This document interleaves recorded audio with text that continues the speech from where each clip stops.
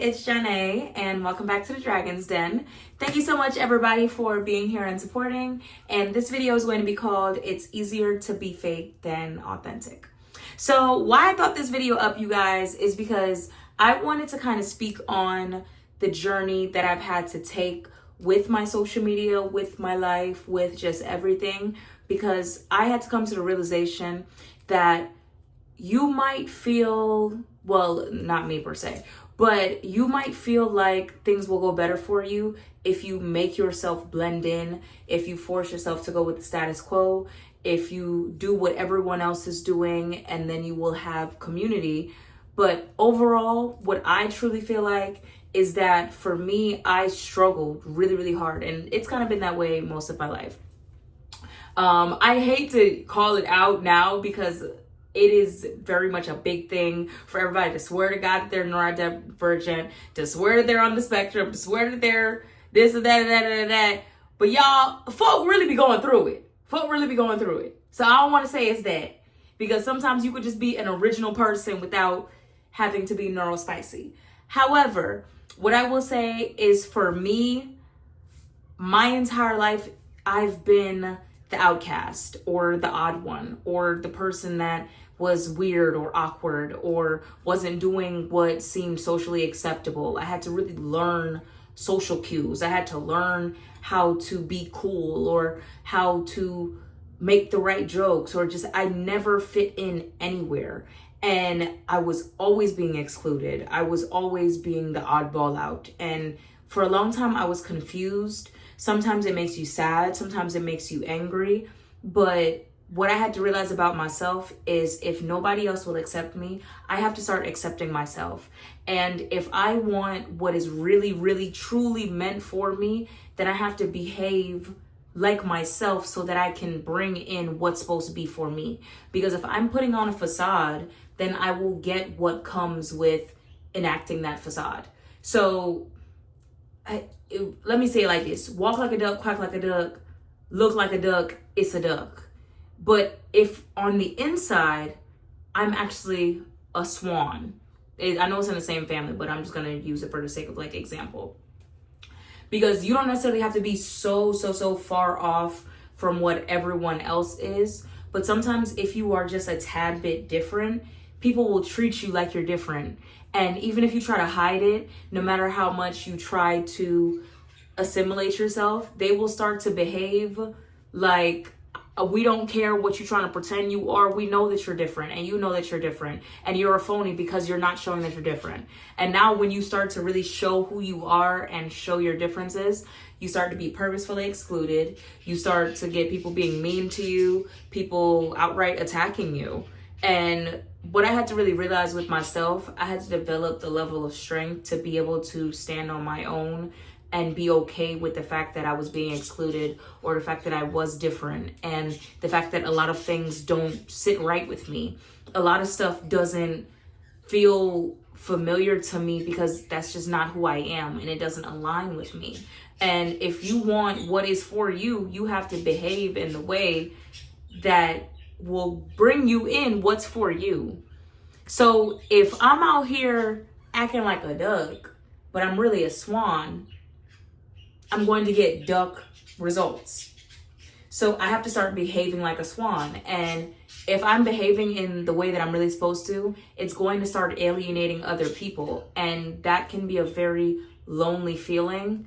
I've noticed that, like, the older I get, I have to realize that I would rather be alone and strong and certain of who I am, opposed to being surrounded by people that make me feel alone, opposed to being in a room full of people and everyone is against me. It's a bunch of frenemies. It's a bunch of people who are preying on my downfall. It's people who are trying to tear me down in the slightest of ways, who are grouping up against me, who are trying to make me less confident, or trying to literally be crabs in a barrel and hold me back in subtle ways or overt ways. Because I've had people that are like, I think it's just the older that you get, the more you realize, oh, that bitch was my friend for real. Like, you'll realize that people that feel the need to come around you and throw digs and throw shots and throw shade or say slick things to you and then be like, no, I am your friend. It's like, no, you're not. You know, the actions don't align. So for a long time, I would try to say, let me be less smart, less loud, less goofy, less quirky.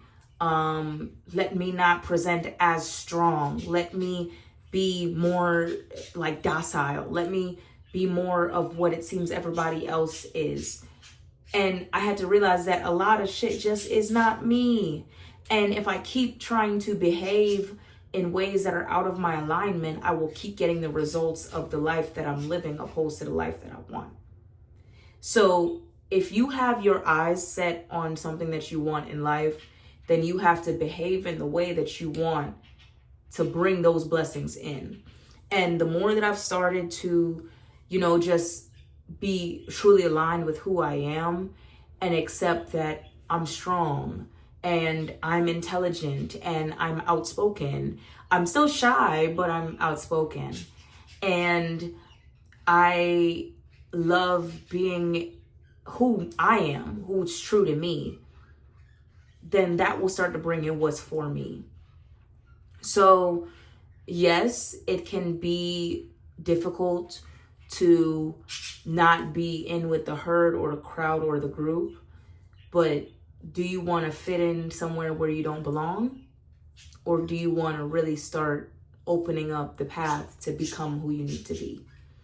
And why I say it's easier to be fake for the most part is because as humans, as a species, we want to be in community. We want to have friends. We want to have a family unit. We want to be like the people that are around us. But what happens when you notice that you're not like everybody else? And not in a way of putting people down. And even with me saying that, people take it as they want, because anytime, it's like a perceived threat. It's like in the Matrix, right? Or anytime someone is perceived as different within a unit, whether that be a surrounding or friendship group or family, you're treated like malware. You're treated like a virus. And it's like, get this thing out. So there will be alienation. There will be people purposefully excluding you. And things tend to get worse when they realize that they're excluding you and you're not begging for their acceptance. So it's so delusional that I've realized this is something that people really love to do. They will go out of their way to keep you out of things in hopes that you're going to beg and then be in a position of hierarchy placed underneath them because you're begging to be accepted. And what I've realized in a lot of circumstances is when I don't beg to be accepted, it makes people hate me more. It makes people become more overt in the ways that they exclude me or are mistreating me. And why I will say that it's easier is because I would put on the mask or the act of I'm like y'all. Like, I know how to assimilate into environments. But when you try to be like everybody else and it's so obvious that you're not, you will never fit in. And it becomes this push and pull of, okay, so if I don't fit in with you guys, then maybe I fit in with them. And if I don't fit in with them, maybe I'll fit in with them. And if I don't fit in with them, then maybe I'll fit in with them. And then realizing that I just don't fucking fit in with anybody. So what the hell am I gonna do if nobody accepts me? I need to start accepting myself. And it becomes a bit lonely. It feels sad sometimes to realize that, damn, I haven't found my tribe. I don't know if I will ever have a tribe.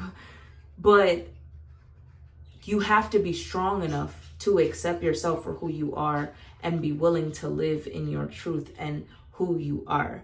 Especially if it's not a truth that's like hurting people or whatever. And I just see that it's more normal to be pained by an existence that is not true to who you really are than it is to be going for your dreams. It's by design that it's embarrassing or it's weird, it's quirky, it's out of the way to chase your dreams opposed to being just in the herd. You know, it's by design that it was set up that way. And it's for a reason. Because the more that you chase your dreams is the more that people laugh at you, the more they disrespect you, the more they try to tear you down, the more they try to make you feel like you're so fucking weird. But you should do it anyway. And it's just like, because it's set up that way, that's the norm.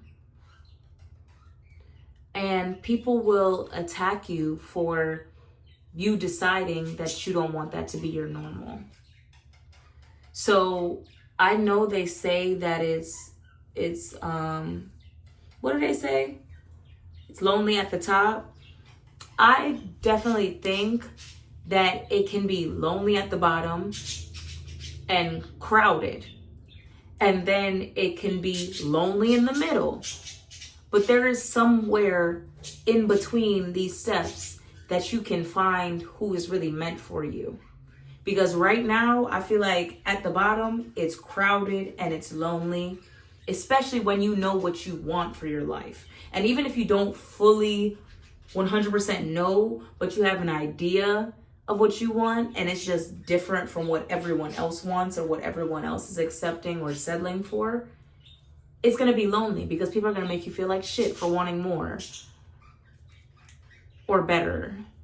And because you want better for your life, they're going to treat you like you think you're better than them because they've chosen that they don't want better for their life. Or maybe what they've seen is what they believe to be the best. I seen a TikTok the other day. I wish I knew the name of the person. I forgot. But they said, I done came from this, my daddy this way, my mama that way, my grandma that way, or my grandpa that way. How you know I don't want to just break the curse of my family? What that got to do with you? But people definitely take it personal when you choose not to do what they want to do or not to behave how they want to behave. Like, it's easier to be a part of the herd. You don't get cast out when you're doing what everybody else is doing.